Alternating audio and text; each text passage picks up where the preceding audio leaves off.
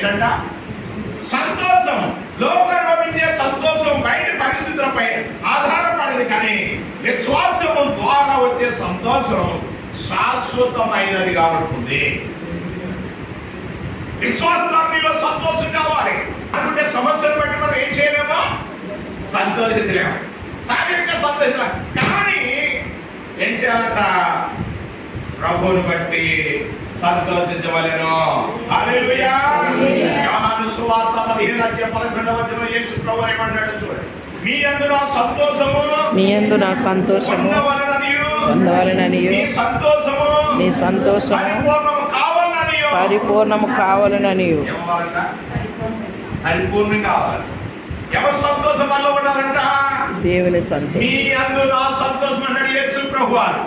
మనలో ఉండవలసింది ఎవరు సంతోషం తెలిసినా? ఎవరు సంతోషం? దేవుని సంతోషం.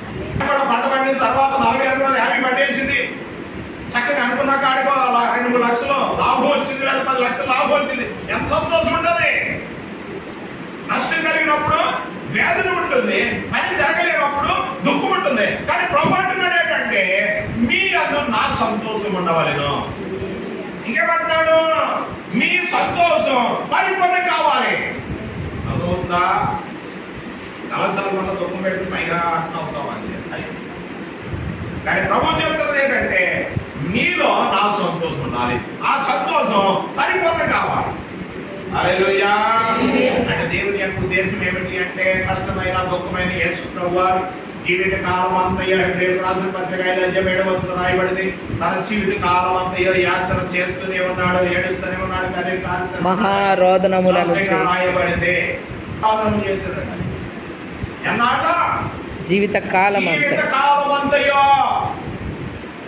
ఆయనను ప్రభు చెప్తా ఉన్నాడు, ఆనందించండి. ఆయనను ప్రభు చెప్తున్న అమ్మాయిలో నీ కుమారుడు, ఆయన దుఃఖం నుండి దుఃఖాన్ని తీర్చిన వాడు, కష్టం నుండి కష్టమున్న వాడిని కాపాడిన వాడు, రోగులను వాడిని బాగు చేసిన వాడు, చనిపోయిన వాడు లేవనెత్తిన వాడు, ఆహారం లేని వాడికి ఆహారం ఇచ్చిన వాడు.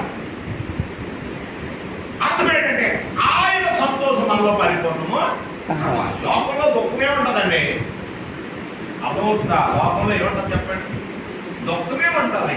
ఎన్నో దుఃఖాలు ఉంటాయి. భార్య వాళ్ళ భర్త దుఃఖం రావచ్చు, భర్త వాళ్ళ భార్యకి దుఃఖం రావచ్చును, పిల్లలు వాళ్ళ తల్లిదండ్రులు దుఃఖం రావచ్చును.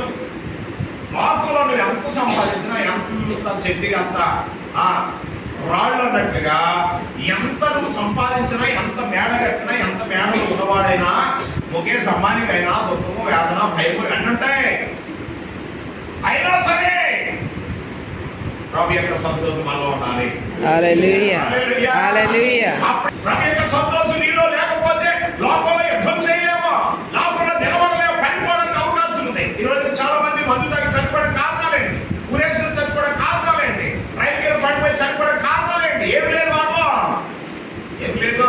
దేవుని ఆనందం, దేవుని యొక్క సంతోషం లేదు, ఆత్మ బలము లేదు, ఫలించలేని బుద్ధిహీనులుగా ఉంటారు, ధైర్యం లేదు, అధైర్యమైపోతున్నారు, బలహీనైపోతారు. ఎందుకు వచ్చింది అన్నట్టుగా జీవితం విరక్తి తెచ్చుకున్నారు. అంటే యుద్ధం చేయలేని స్థితిలో ఉన్నారు, చేతగాని వారిగా ఉన్నారు, ఎదురించలేని వారిగా ఉన్నారు, నిలబడలేని వారిగా ఉన్నారు. దేవుడిచ్చిన ఆయుష్ను కాపాడుకున్న మధ్యలోనే ముగించేసుకుని నరకానికి వెళ్ళిపోవడానికి ఇష్టపడుతుంది. నరకం అగ్ని ఆడదు, పురుగు చావదు, పురుగు ఆత్మ చనిపోదు, ఆత్మకు మరణం లేదు. కనుక వెనుక దేవుడి దగ్గర వెళ్ళాలి, లేకపోతే వెళ్ళాలి.